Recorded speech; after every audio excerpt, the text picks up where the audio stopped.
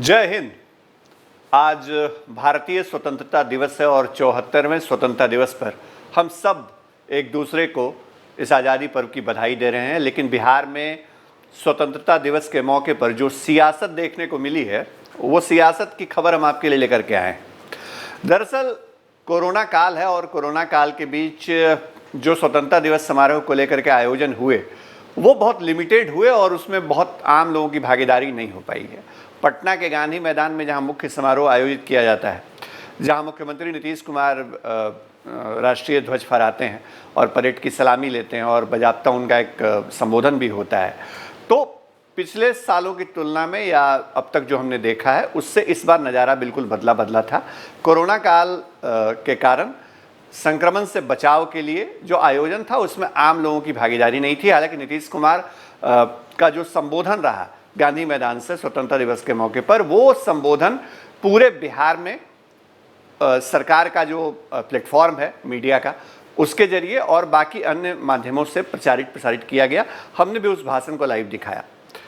लेकिन स्वतंत्रता दिवस के मंच से या इस आयोजन के मंच से नीतीश कुमार ने पटना के गांधी मैदान में जो कुछ कहा वो आज के पहले शायद ही किसी ने देखा और सुना होगा। दरअसल बिहार में इस साल विधानसभा चुनाव होने, ये बात सबको पता है। तो अमूमन ये होता है कि जिस साल चुनाव होता है या जिस साल सरकार को ये पता है कि इस साल हमारे कामकाज के ऊपर हमको चुनाव में जाना है, तो जो मुख्यमंत्री होते हैं या केंद्र में प्रधानमंत्री होते हैं, उनके भाषण में खासतौर पे गणतंत्रता दिवस या स्वतंत्रता दिवस के मौके पर, चूँकि गणतंत्रता दिवस में तो राज्यपाल और राष्ट्रपति जो है ध्वजारोहण करते हैं, तो प्रधानमंत्री और मुख्यमंत्री अगर किसी राज्य के होते हैं तो उनमें चुनाव को लेकर के जो काम, विकास की चर्चा या आगामी एजेंडे, उसकी चर्चा होती है। तो इसमें कोई बहुत अजीब बात नहीं है। लेकिन नीतीश कुमार ने आज उसकी तो चर्चा की, साथ ही साथ वो आज जिन बातों की जिक्र कर गए गांधी मैदान से, वो बहुत हैरत भरा है। वो क्यों हैरत भरा है? भाषण आप भी सुना होगा और आपने भी सुना होगा और हमने भी वो भाषण दिखाया और फिर आपको वो बयान सुनवाएंगे जिस खबर को लेकर के हम इस वक्त खड़े हैं। नीतीश कुमार जब गांधी मैदान में बोल रहे थे तो विधानसभा चुनाव को लेकर के जो सरकार का एजेंडा है उसको रख रहे थे और सरकार ने क्या काम काज किया है, विकास की है, जो योजनाएं चलाई गई हैं उसका जिक्र वो उन्होंने किया। आगे वो क्या करना चाहते हैं इसकी भी चर्चा उन्होंने की। लेकिन नीतीश कुमार जो विपक्ष का तंज है, मतलब नेता प्रतिपक्ष तेजस्वी यादव का जो लगातार हमला हो रहा है, उससे बेतरह बौखलाए हुए नजर आए। ऐसा हम इसलिए वो कह रहे हैं क्योंकि गांधी मैदान में ऐसे आयोजन में और खासतौर पे स्वतंत्रता दिवस समारोह के आयोजन में मुख्यमंत्री के तौर पे नीतीश कुमार ने जो बातें कही वो इससे पहले नहीं देखा गया था। इससे पहले इसकी झलक भी लोगों ने नहीं देखी थी। जो अंदाज आज नीतीश कुमार को दिखा, देखिए, नीतीश कुमार की जो चुनावी चिंता है उसका असर आज के कार्यक्रम पे दिखा है स्वतंत्रता दिवस के मौके पर। और वो चिंता क्या है, उसी खबर को आपको बता रहे हैं हम। चिंता ये है कि विधानसभा चुनाव को लेकर के जो जनता दल यूनाइटेड है या मुख्यमंत्री नीतीश कुमार है, उन्होंने एक एजेंडा सेट किया है 15 साल बनाम 15 साल। मतलब 15 साल नीतीश कुमार ने शासन किया बिहार में, उनका कार्यकाल पूरा हो रहा है। एक आध थोड़ा बहुत बीच में जो चेंजेज हुआ उसको छोड़ दीजिएगा जीतन राम मांझी के, तो अमूमन ये पूरा जो 1.5 दशक है इसमें नीतीश कुमार का शासन रहा बिहार में। और इसके पहले 15 साल बिहार में राष्ट्रीय जनता दल का शासन था, लालू राबड़ी शासनकाल था। तो नीतीश कुमार अब जब विधानसभा चुनाव की तरफ जा रहे हैं, उनकी पार्टी जा रही है, तो एजेंडा रखा गया है 15 साल बनाम 15 साल। मतलब 15 साल में राष्ट्रीय जनता दल ने क्या काम किया या उनका काल कैसा था, क्या वो जंगल राज वाला जो शासन वाली बात है वो थी, और अब जो है सुशासन वाली बात, उसकी चर्चा। लेकिन नीतीश कुमार को सबसे बड़ी चिंता इसी एजेंडे को लेकर के है। दरअसल बिहार में जो युवा वोटर्स की तादाद है वो सबसे ज्यादा है।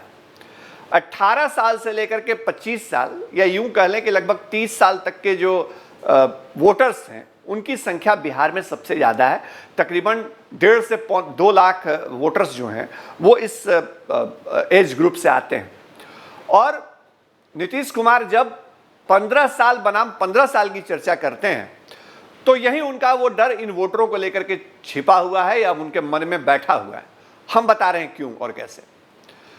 नीतीश कुमार ये जानते हैं या आप भी समझ सकते हैं, हम भी ये जानते हैं कि 18 से 25 साल का जो वोटर है उसने राष्ट्रीय जनता दल का शासनकाल नहीं देखा है, लालू राबड़ी का शासनकाल नहीं देखा है। तो ये वोटर जो उस दौर को नहीं जानता है वो लालू राबड़ी के शासनकाल या राष्ट्रीय जनता दल के सत्ता वापसी को लेकर के वो डर में नहीं है, वो संशय में नहीं है। जो डर नीतीश कुमार या जनता दल यूनाइटेड अब तक दिखाते रहे हैं या उसकी चर्चा होती रही है या विपक्ष को काउंटर करने का सबसे मजबूत टूल उनके पास है, तो नतीजा ये है कि उस वोटर को, उस सेक्शन को ये बताने की कोशिश हो रही है जदयू की तरफ से कि आप उस दौर को याद करिए जिस दौर में ऐसा होता था। हालांकि अगर मान लीजिए आज कोई जो 18 साल का वोटर है या 25 साल का वोटर है उसकी उम्र बहुत कम रही होगी, उस वक्त वो वोटिंग तो करता नहीं होगा 15 साल पहले, तो 15 साल पहले 25 साल का जो वोटर है 15 साल पहले वो उसकी उम्र अगर 10 साल रही है तो आप समझ लीजिए कि क्या स्थिति है वहाँ पे। तो आप वो वोटर तो था नहीं।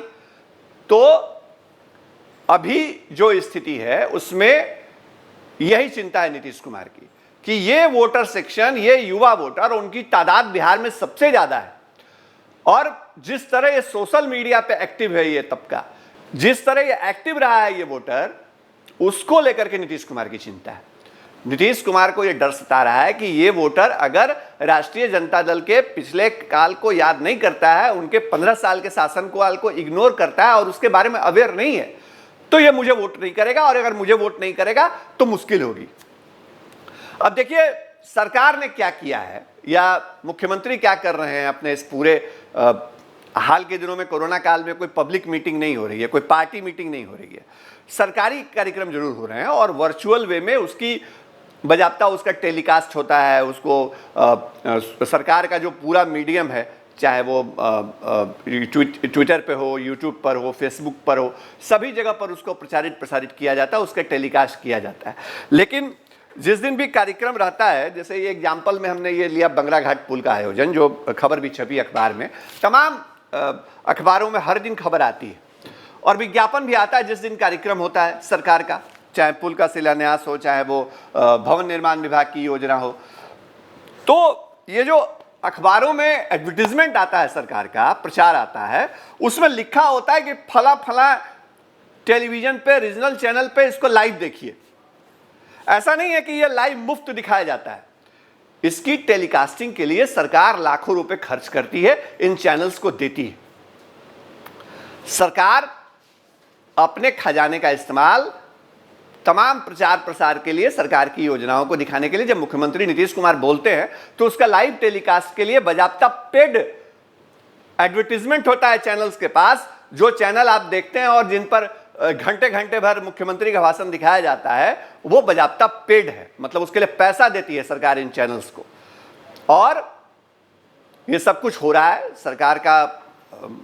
सरकार की बड़ी राशि खजाने से इस पर जा रही है।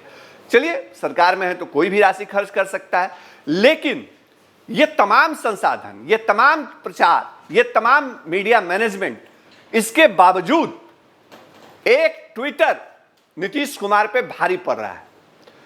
ये ट्विटर अगर भारी नहीं पड़ता तो आप याद करिए पिछले जितने मौके आए हैं इन सरकारी कार्यक्रमों में, नीतीश कुमार हर मौके पर यह कहते हैं कि जो जानता नहीं है वो ट्वीट करता है, घर में बैठे बैठे ट्वीट करता है, कोई जानकारी नहीं है, कोई रिकॉर्ड नहीं है, लेकिन ट्वीट करता है।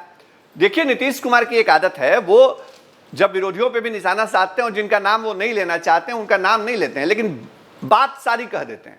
तो तेजस्वी यादव के नाम का जिक्र वो नहीं कर रहे हैं, लेकिन निशाना वो तेजस्वी यादव पे साध रहे हैं। और नीतीश कुमार जब नाराज हैं या उनको जो डर है या उनकी जो बौखलाहट है, उसके पीछे एक ट्विटर बड़ा कारण है। और ऐसा नहीं है कि नीतीश कुमार भी ट्विटर पर नहीं है, नीतीश कुमार भी ट्विटर पर है, लेकिन कोई ट्विटर उस तरह से रिस्पॉन्स नहीं करता है जैसा तेजस्वी यादव का कर रहा है, या तेजस्वी यादव के फॉलोअर्स जिस तरह से अटैक करते हैं। ये एक चिंता का कारण है। और सिर्फ एक तेजस्वी यादव के ट्विटर के सामने पूरा का पूरा सरकार का तंत्र, उसका पूरा मीडिया मैनेजमेंट, सब कुछ औंधे मुंह गिर गया है।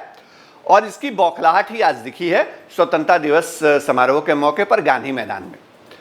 तेजस्वी यादव के नाम का इस्तेमाल उन्होंने नहीं किया नीतीश कुमार ने, लेकिन उन्होंने खुलकर के कहा कि जो जानता नहीं है वो ट्वीट करता है। जो ट्वीट को लेकर के या ट्विटर को लेकर के नीतीश कुमार की चिंता है, वो आज एक बार फिर एक ऐसे मंच से दिखी है जिस मंच से अमूमन राजनीति की बातें नहीं होती हैं। नीतीश कुमार का व्यक्तित्व ऐसा नहीं रहा है अब तक, जो पास्ट में हमने देखा है, जिसमें वो ऐसे मंच से राजनीतिक बातें करें। लेकिन आज उन्होंने राजनीतिक बातें की हैं। आज उन्होंने विरोधियों पर भी निशाना साधा और तेजस्वी यादव पर निशाना साधा बिना नाम लिए बगैर, और सारी बात उन्होंने कह दी। तो स्वतंत्रता दिवस समारोह के मौके पर सरकार का एजेंडा, सरकार के विकास काम, सरकार की योजनाएं, सारी बातों का जिक्र उन्होंने किया। लेकिन यह मंच भी उन्होंने तेजस्वी यादव का नाम कर दिया। भले ही उनके नाम का इस्तेमाल उन्होंने नहीं किया, उनका नाम एक बार भी नहीं लिया, लेकिन नीतीश कुमार चिंतित हैं, ये बात दिख रही है। और नीतीश कुमार की चिंता युवा वर्ग को लेकर के है। और हम फिर बता रहे हैं कि उस युवा सेक्शन के वोटर को लेकर के है जो लालू राबड़ी के शासनकाल को नहीं जानता है। वो ये जानता है कि तेजस्वी यादव अपने माता पिता के शासनकाल में जो गलतियां हुई थी, जो चूक हुई थी, उसके लिए अब बेबाकी से माफी मांग रहे हैं। तेजस्वी यादव बिहार में बाढ़ आती है तो सबसे पहले कहीं पहुंच जाते हैं, नीतीश कुमार बाद में जाते हैं। तो ये सारी चीजें दिखती हैं। तेजस्वी यादव सरकार की जो विफलता है उसको ट्विटर पे एक्टिव तरीके से उठाते हैं, दिखाते हैं। ये बात उस युवा वोटर को दिख रही है और यही चिंता है नीतीश कुमार की, यही चिंता है जनता दल यूनाइटेड की। और चिंता की बात जो हम बता रहे हैं वो हम आधारहीन बात नहीं करते हैं, हम आपको सीधे सुनवाते हैं। अब वो बयान जो हमने निकाला है आज, जब नीतीश कुमार गांधी मैदान में संबोधन कर रहे थे, तो उन्होंने देखिए किस अंदाज में तेजस्वी यादव पर निशाना साधा। चलते चलते नीतीश कुमार का यह अंदाज भी देख लीजिए कि हर तरह से हम लोग यही काम करते रहते रात। अब भाई हमको तो ऐसे ही मौके पर कुछ बोलते हैं। आजकल जो वो चल गया सोशल मीडिया पर, रोज लोग करेगा ट्वीट, क्या करता है कुछ नहीं जानता, वही सब ट्वीट करता है।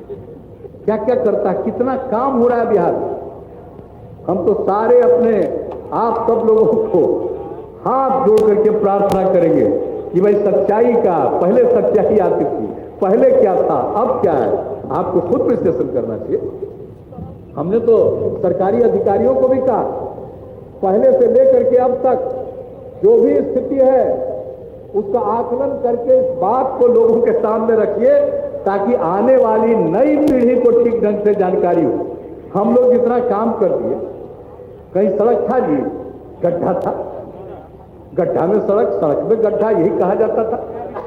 बिजली था, कुछ नहीं था। लेकिन जो कम उम्र के बच्चे उनको कुछ मालूम नहीं। अब वो सब 18-20 के होने जा रहे हैं। तो भाई सबको सही बात होना चाहिए। सोशल मीडिया का दो रूप है, एक पक्ष बहुत पॉजिटिव है, उसके माध्यम से सबको सही जानकारी मिलती है, और एक पक्ष है जिसका दुरुपयोग करता है, कोई काम नहीं करेगा, घर में बैठा रहेगा, सोया रहेगा, कुछ न कुछ वो कुछ लिख देगा। तो इसलिए इन सब चीजों के बारे में सही बात की जानकारी भी देनी चाहिए। हम इसलिए ऐसे मौके पर भी सब बात अब तक हुआ आपको, हालांकि समय लग गया होगा, लेकिन हम तो कोशिश किए अति संक्षेप में ही कुछ बता दें। इतना काम कि हम सब काम की चर्चा कहाँ की, अगर हम सब काम की चर्चा करेंगे तो आप लोगों को कई बार पानी पीने का जरूरत पड़ेगी।